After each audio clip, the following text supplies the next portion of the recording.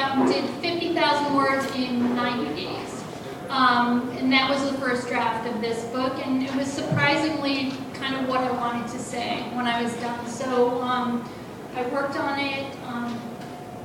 I started it this November 1st, 2013, and then we've got a book. So I feel pretty proud of it, and I think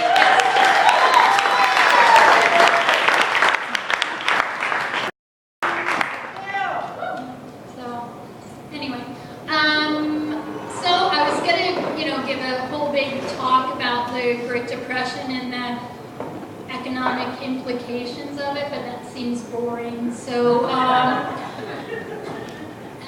anyway, I did a lot of research. There are a lot of really wonderful sort of first-person narratives regarding this, and I tried to sort of capture the language of that time appropriately.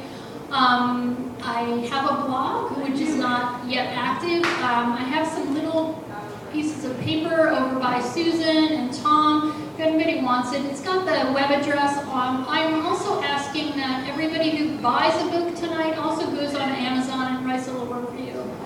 Even if it's a couple of stars, 2 stars would be fine, whatever you feel is appropriate. And there you go. So thank you so much for coming. Please tell your friends. Please follow me on Facebook. Please give a review on Amazon. It would be really nice to have a lot of people that I never met read this book. Right now, I know pretty much everybody in this room, and that's really cool. But, let's spread it a little bit.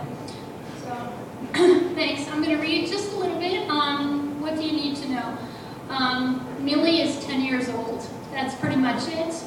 And there you go.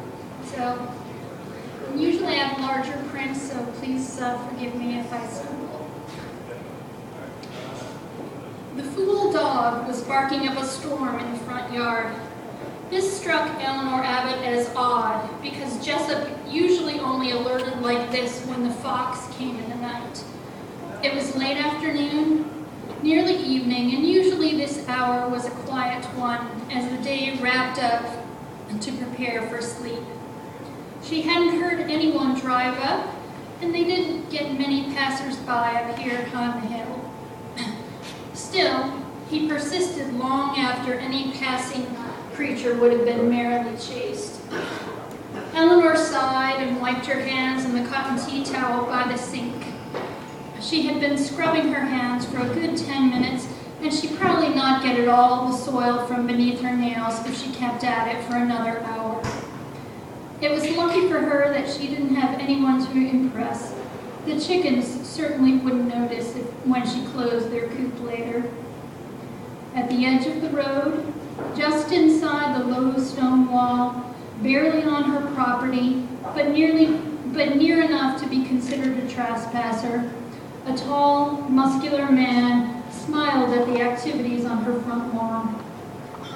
Jessup was racing around the yard, yipping and wiggling and dropping down on his front paws, with his front paws out in an invitation to play. There on the grass, face down near the forsythia bush, a young girl lay on the ground as the dog danced around her and licked her face. The big man was ignored by both dog and child. Eleanor, however, could not look away. The tableau before her made no sense. The enormous, still man, the laughing girl, the exuberant dog. Eleanor wished she had thought to bring her father's shotgun outside with her. She wished she had not come outside at all. Jessup, no, hush, she hollered as she opened the screen door onto the steps. Just hush, come here. And she whistled as she stepped down onto the overgrown grass. I'm so sorry, she said as she shooed the dog away and helped the child to her feet. Eleanor, Millie cried as she flung her arms around her neck. I'm back, and the dog's gotten so big, and the bush is bigger too, but the house looks smaller, but maybe that's just because I'm taller. Eleanor couldn't find her breath to speak. All the words jumbled in her brain. Millie was all she could say. She crushed the little girl against her chest, squeezing as if she could make up for years of missing someone by the sheer strength of her arms. Eleanor wasn't prone to hysterics, to tears, but this was beyond her control. Emotion poured from her, and she shook from the impact of her surprise.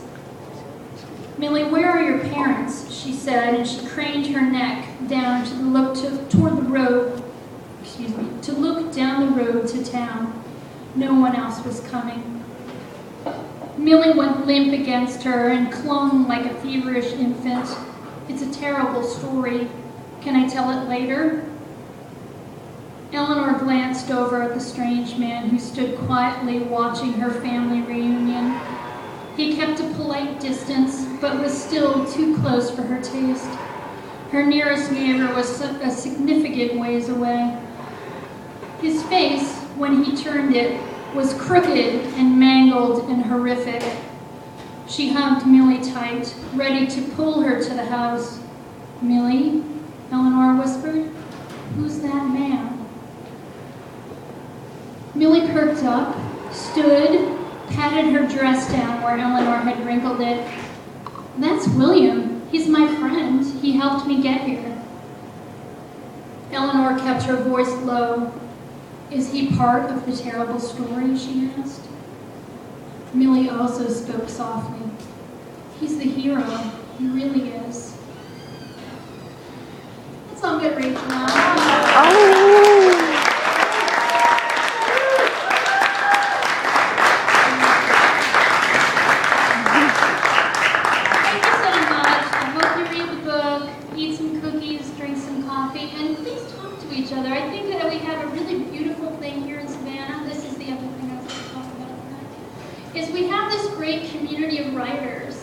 I've been in a writers group with probably about half of you.